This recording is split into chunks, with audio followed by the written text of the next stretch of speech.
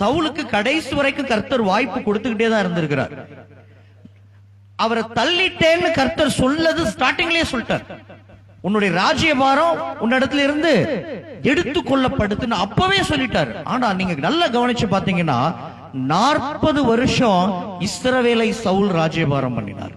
வருஷங்கள்ல கர்த்தர் எந்த குறைவும் வைக்கல. நீங்க நல்லா கவனிச்சு பார்த்தா தாவீதும் அதே 40 வருஷம் தான் ராஜ்யபாரம் பண்ணியிருக்கிறார். இன்னும் சொல்ல போனா தாவீது கூட எருசலேமை தலைமையகமாக கொண்டு 33 வருஷம் தான் ஆட்சி செய்தார்.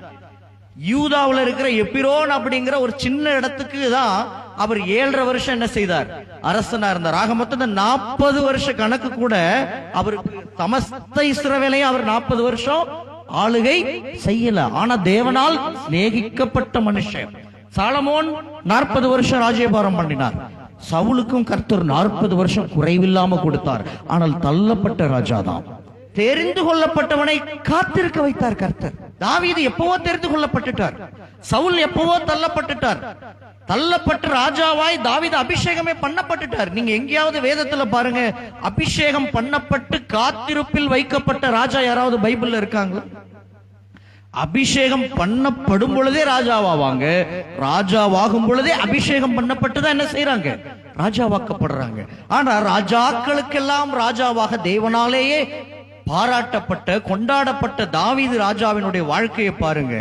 அவர் ராஜா வாக்கப்பட்டதற்கு பல வருடங்கள் கழித்துதான் அவருடைய சிங்காசனத்தில் அவரால் உட்கார முடிந்தது. அது மட்டுமில்லை, தனக்கு கொடுக்கப்பட்ட அங்கீகாரத்துக்கு பெரும்பாடுபட்டு அந்த இடத்துக்கு வந்த ராஜா யாருதான், தாவீது தான். நீங்க மத்தவங்களை இஸ்ரவேலுக்கு ராஜாவாக்குனா எதிர்த்து நிக்க யாருமே இருக்கவே மாட்டாங்க.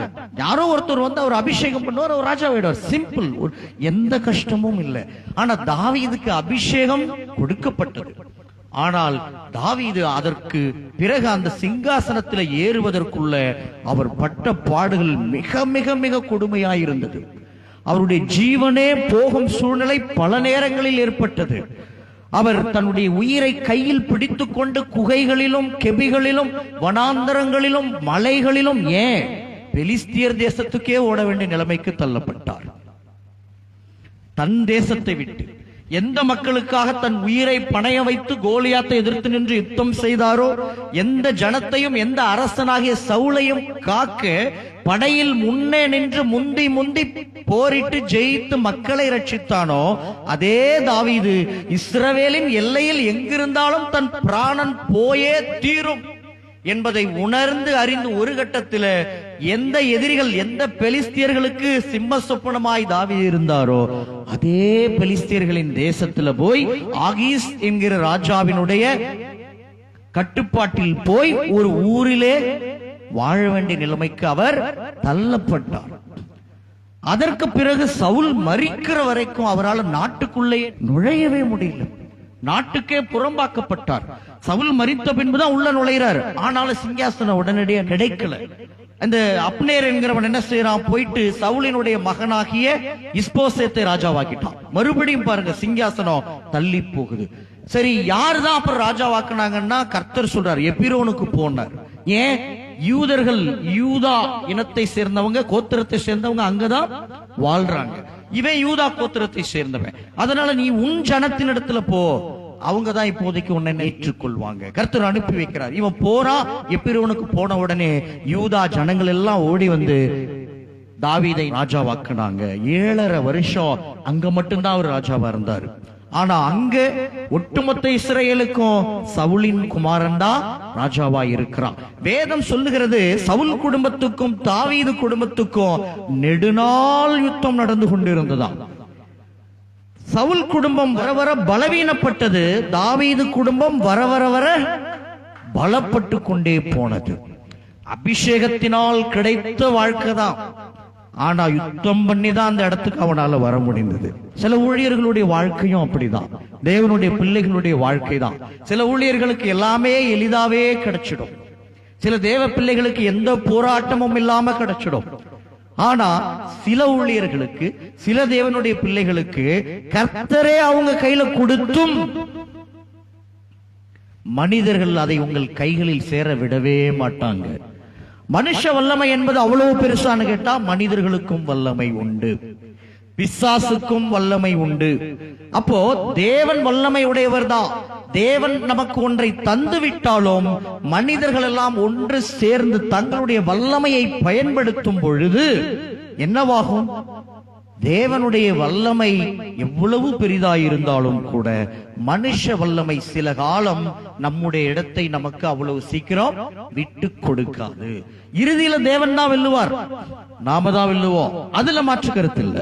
Climax decided. வெற்றி நமக்கு தான், ஜெயம் நமக்கு தான். நாம் அந்த இடத்துல உட்காரதான் போறோம். ஆனா தேவன் இந்த யுத்த காலத்தை அனுமதிப்பார். மனிதர்களோடு யுத்தம் பண்ண அனுமதிப்பார். அவங்களோடு நம்ம போராடி போராடி அனுதினமும் அவரோட சிறு சிறு காரியத்திற்கும் யுத்தம் பண்ண வேண்டியதா இருக்கும். பல பல மாடி கட்டடங்கள் உள்ள சர்ச் எல்லாம் இருக்கும், கிரானைட் கல்லால அழைச்சிருப்பாங்க. ஆனா நம்ம சர்ச்சஸ்ல சின்ன வேலை, ஒரு கல் எடுத்து நம்ம அப்படி அஸ்திபார கல் வைக்கிறதுக்கு பல ஆண்டுகள் ஆகும். பெரும் போராட்டங்களை சந்திக்க வேண்டி வரும். ஏன் இந்த டிஃபரன்ஸ்? மத்தவங்க சொல்லுவாங்க நம்மளை பார்த்து, நீங்க நல்லா பிரேயர் பண்ணுங்கன்னுவாங்க, நீங்க நல்லா உபவாசம் பண்ணி பிரேயர் பண்ணுங்க பிரதர்னுவாங்க. ஆனா நமக்கு தான் தெரியும் நாம எவ்வளவு உபவாசம் பண்றோம், எவ்வளவு ஜெபிக்கிறோம். மற்ற எல்லாரை விட நான் அதிகமாய் பிரயாசப்பட்டேன்னு மனசுக்குள்ள நமக்கு தெரியும். ஆனா உலகத்தின் பார்வையில் இவர் அதிகமா ஜெபிக்கல போல. அவங்களுக்கு கிரானைட் கல்ல கட்டடம் இருக்கு, இவருக்கு செங்கல்ல ஏற மாட்டேன்னா அப்ப இவர் ஜெபம் இல்லாம இருக்காரு, இவர் சாட்சி இல்லாம இருக்காரு, இவர் பரிசுத்தம் இல்லாம இருக்கிறாரு. இது பரிசுத்தவான்களுடைய பார்வை. ஆனா ஒன்றை நன்றாய் தெரிந்து கொள்ள வேண்டும், பரிசுத்த ஆவியானவர் எனக்கு போதித்தது.